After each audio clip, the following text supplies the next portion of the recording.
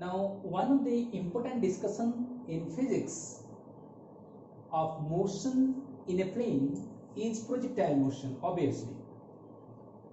So let us discuss projectile motion.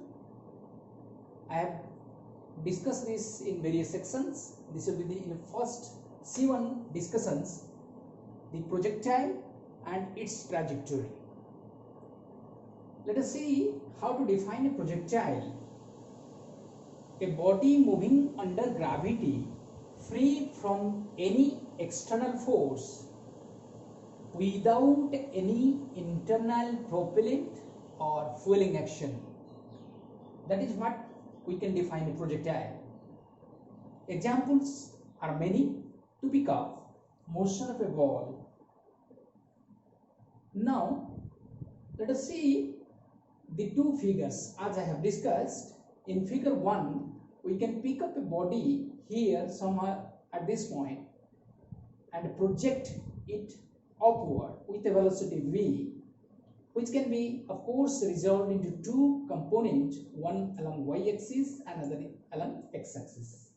So obviously, by resolution vector, we can resolve the velocity vector into two components, that is v0 cos theta 0 along x-axis and v0 sin theta 0 along y-axis, with theta 0 being the angle of projection. Now, if you see the figure 2, in figure 2 what happens?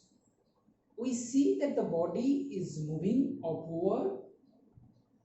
The velocity is obviously reducing down. It is because the body is moving against gravity. The gravity is acting in the downward direction. That means the acceleration here of that of the kinematical equation is minus g.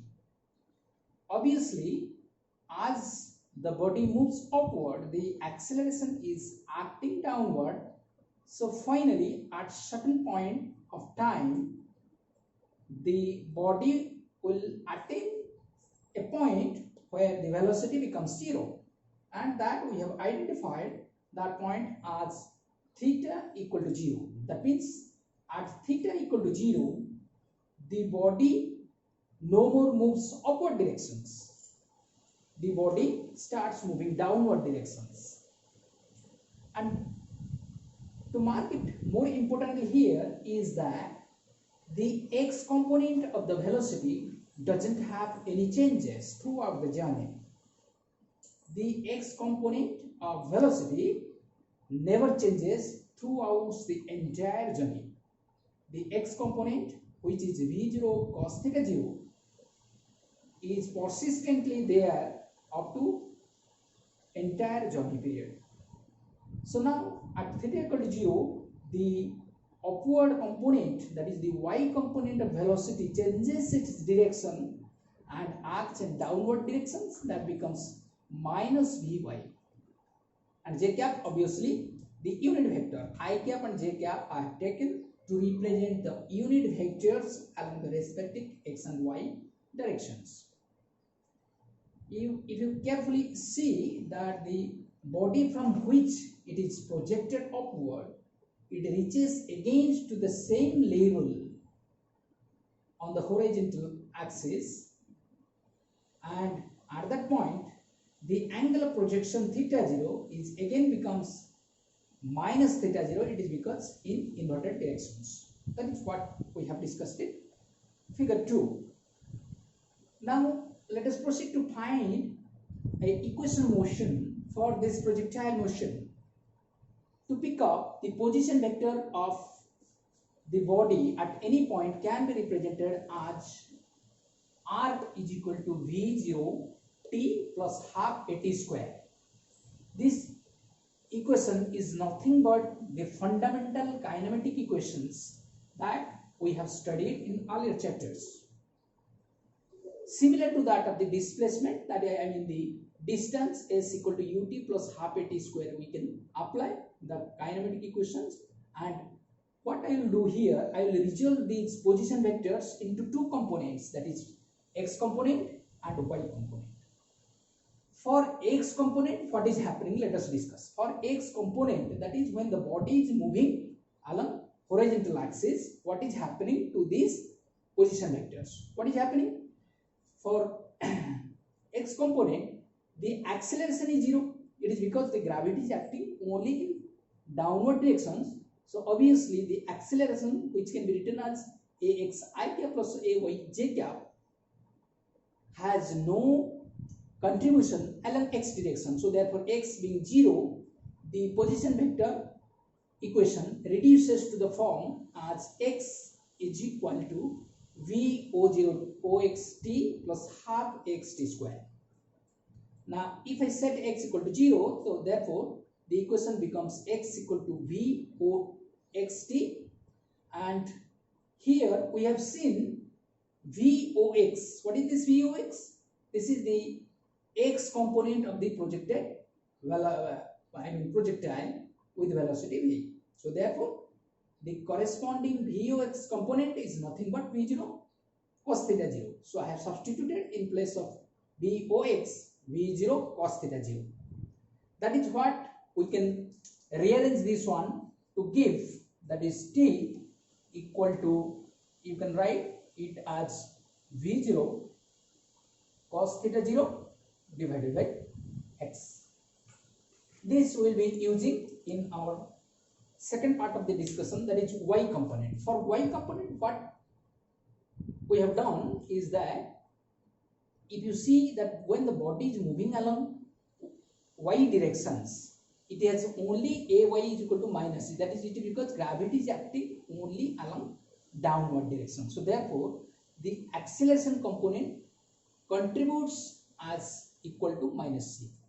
So if you substitute the acceleration component in the fundamental equations of kinematics, that is the position vectors r equal to v0 x plus half at square, the r reduces to y along these vertical directions, and subsequently v0 we can write down the voy plus into t plus half ay into t square.